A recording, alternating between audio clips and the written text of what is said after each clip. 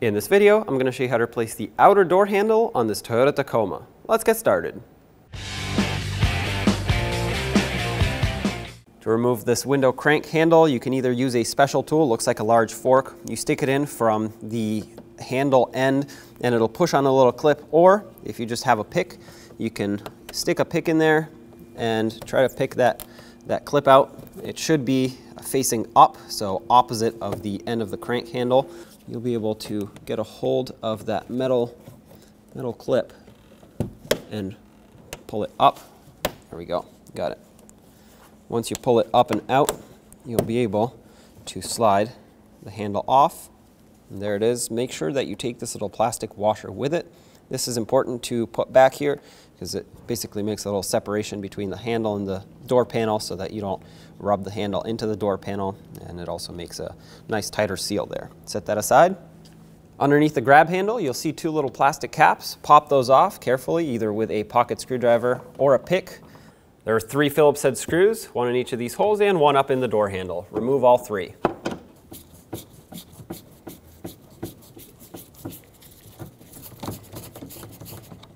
If they want to stay in the door, that's fine, or you can grab a magnet and fish them out of there, but if you can't, they'll just fall out when you pull the door panel off.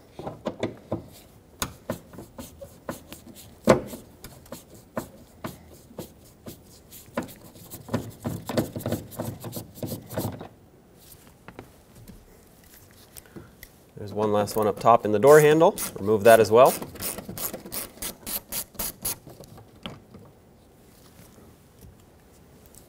Slide forward on the door handle. You should feel it unlock. Pull it away from the door panel. And if you look at it underneath, or up top, I should say, there's going to be this locking tab here. You have to pry it towards you, so out. Sometimes if you get a screwdriver or a pick or something, that should help you pry it out, just like that. Once you get that out, you'll be able to slide the rod off of the locking tab there. Just like that. Set that aside. Now grab a trim tool, or you could just stick your fingers down here and start prying away. All that's holding this on is just some plastic clips at this point. Try not to break them, of course, so we can put this back together.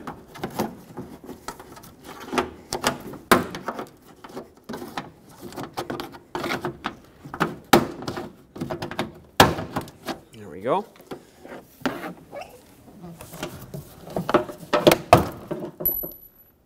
There's one of those screws.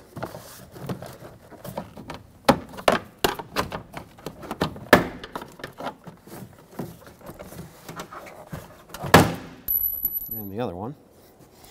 Let's get those before I lose them. All right, door panel is mostly free. So at this point, because I have manual mirrors, I can just sneak this past the sail panel here, and then all we have to do at this point is push it up to clear the lock rod as well as the window seal here. And there's your door panel. Set that aside. If your vehicle has a tweeter speaker at this point, you'd want to disconnect it before you pull the door panel away. So press on that little tab up top, pull the wire away, and remove your door panel. At this point, you want to carefully peel back this vapor barrier. Make sure you don't break it, but the tape, the butyl tape, should allow you to peel it back. If you have to, if this starts stretching, you can cut it. So like if it does this, you know, just cut it with a razor blade instead of completely ripping it off of there.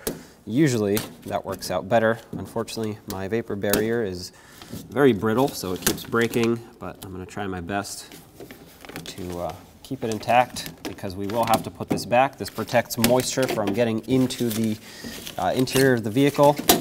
So you want to prevent that from happening. If you look in the door, you'll see this pink clip for the lock rod.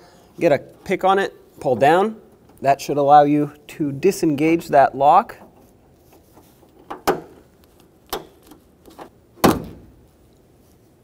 There we go.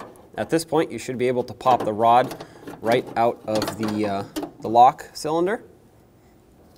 With a pick from the outside or a little pocket screwdriver, pop this plastic cover off. This will expose the 10mm bolt that holds the lock cylinder, goes through into the door handle. So let's take that out. Grab a socket with an extension, stick it in here, and remove the bolt.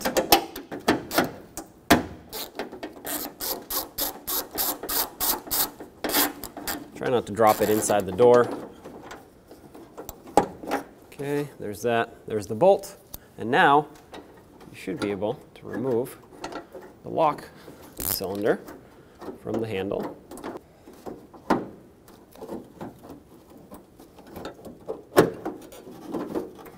There we go. You just have to twist and pull so this little tab clears the bracket here, but there it is.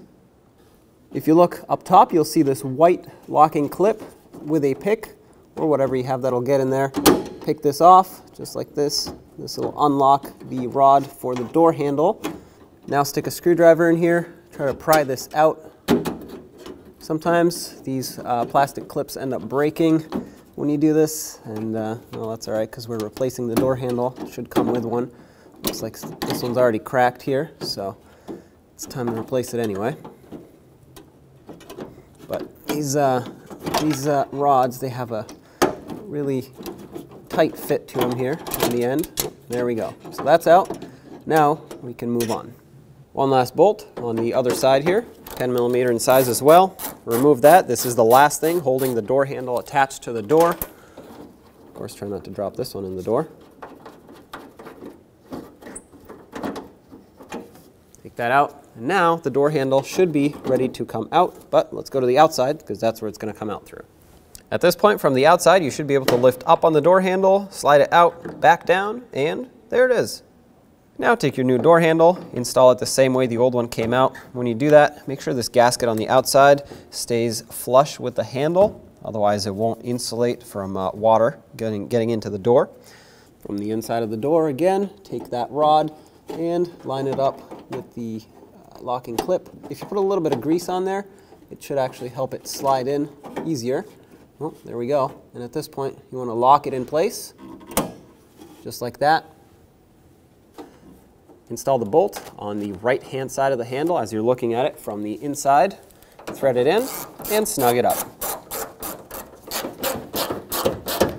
When you snug it up, bottom it out and give it about 1/8 of a turn at most. You don't want to break that insert into the door handle. Now take your lock rod, slide it into position, just like that. It should pretty much fall into place. To lock it in, put that bolt in. This one's going to be a little trickier to get to. You can see it through the hole on the outside, but to actually access it, it's a little tight in here. Start it onto its threads.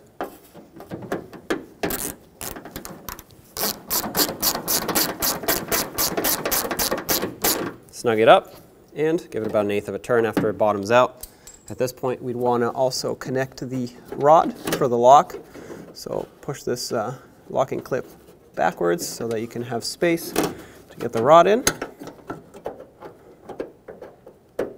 Slide that through. Oops. Slide this through, and of course, lock it in. There we go. Once you're done here, don't forget to cap this back off. And now you can start putting the vapor barrier back over.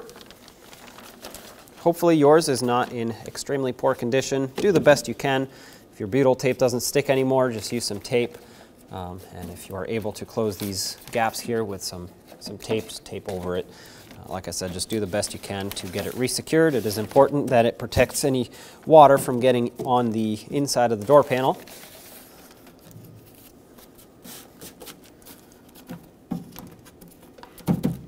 Stick this back on all over.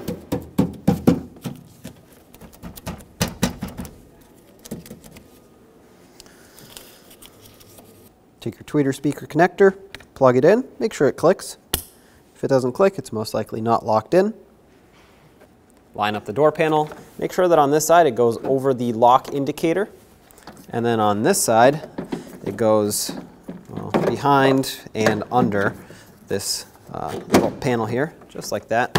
Slides onto the top of the door very nicely. And then you want to make sure all of the clips all around are lined up. If you tap this in without them being lined up, they will break. They are just plastic, which, by the way, a lot of times they break when you remove them. So you want to make sure you have some on hand to replace them if that's the case. Otherwise, your door panel is going to be a little floppy.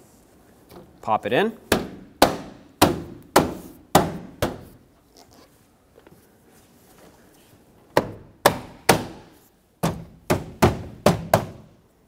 That's pretty secured. Let's put these two main anchor screws back in underneath the grab handle.